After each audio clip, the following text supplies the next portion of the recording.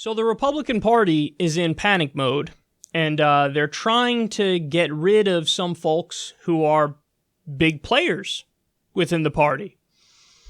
According to Raw Story, GOP desperately trying to dump the dregs of the party over fears of another election wipeout. After losing big in the 2018 midterms, high-ranking members of the Republican leadership are looking hard at the re-election prospects of several candidates, including several who are under criminal indictment, I guess like Duncan Hunter, and are actively encouraging challengers to take on the incumbents. As GOP strategist Liz Mayer put it, you have a lot of people who have been concerned for many, many months now about finding some way of getting rid of some of these guys. There is a sense that we either clean house or Democrats take those seats. Of particular concern to Republicans is the seat held by embattled Representative Steve King, a Republican of Iowa, whose fortunes took a turn for the worse after he made a bizarre defense of rape and incest as a way to keep white populations up. Oh boy. Now, here's the only problem with this story. This is something I tweeted about as well. You have people like Liz Cheney being the ones to take the lead here and are saying, calling out Steve King, want Steve King gone, and she's not hiding it. She's being very vocal about it. But my whole thing is like, okay, Liz Cheney and Steve King are different.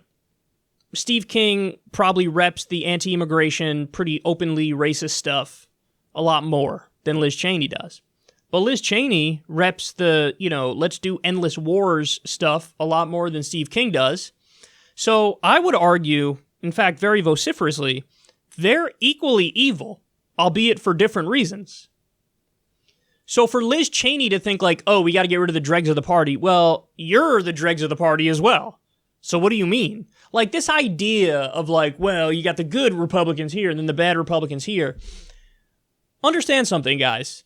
The problem with Steve King and the problem with the Duncan Hunters and the Louis Gohmerts, who are probably some of the people who they want to get rid of, is just they're not coded enough to the Liz Cheneys.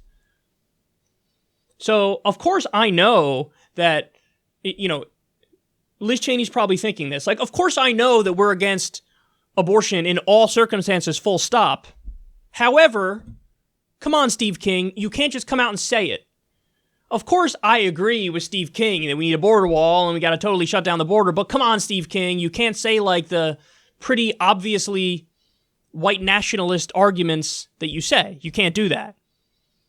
So it's a matter of how you dress it up, how you put the lipstick on a pig to people like Liz Cheney.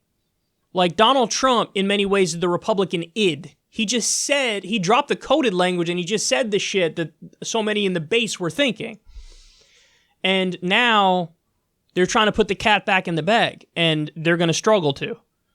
Because what? You're going to go back to a Mitt Romney style Republican Party? Well, I got news for you. Minus like the tariffs stuff, he's exactly the same as Trump. He just dresses up his nonsense more. He just uses some flowery language and doesn't come out and say the anti-immigrant stuff in as vicious a way. So it's funny to me that you have like in Liz Cheney's mind, she's like, well, there's good Republicans and there's bad Republicans. Really? What is substantively the difference in terms of the policies? There really isn't one. There isn't. It's just you don't like that he shoves his foot in his mouth and is too honest from time to time, and you think that makes the rest of you look bad. Liz, you look bad on your own. It's not like Steve King dragged you down. When you defend your war criminal, bloodthirsty father every time you open your mouth, when you defend massive tax cuts and deregulation every time you open your mouth, it's like when she came out and argued after Trump tried to say like Ilhan Omar supports 9/11 or whatever and Al-Qaeda. She went out there and argued like, no, the reason we disagree with the squad is all because of policy. Yeah, I'm sure. So anyway, if you're trying to purge the party, you're going to have to purge the entire party in Washington, D.C., because you're all incredibly loathsome. That's not saying anything about the voters necessarily. It's to say about the Republican establishment and the people who are acting like they're outsiders, like the Steve Kings and the Donald Trumps, but fundamentally, you guys agree on policy, so I don't really buy your, we're going to purge the party because, we're afraid Democrats will win. Wait until you find out that the things you hate about Steve King and Donald Trump, that's not the bug, that's the feature. That's what people love about them. That's what the base loves about them. So they're going to be in for a little surprise. And like, oh, goodness. Wait, what? Oh, so you guys like that he's an absolute madman and like openly racist and says insane things? Wow. Yeah, I could have told you that that's the case.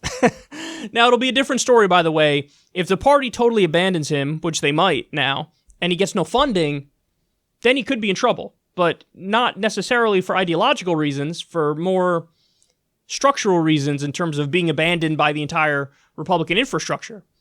That's a different story. And that's what they're hinting at, like we're going to abandon him. But point is, at some point, he will be replaced by somebody very Steve King-esque. And as long as he codes his words the next time, the next Steve King, they'll have no problem with him.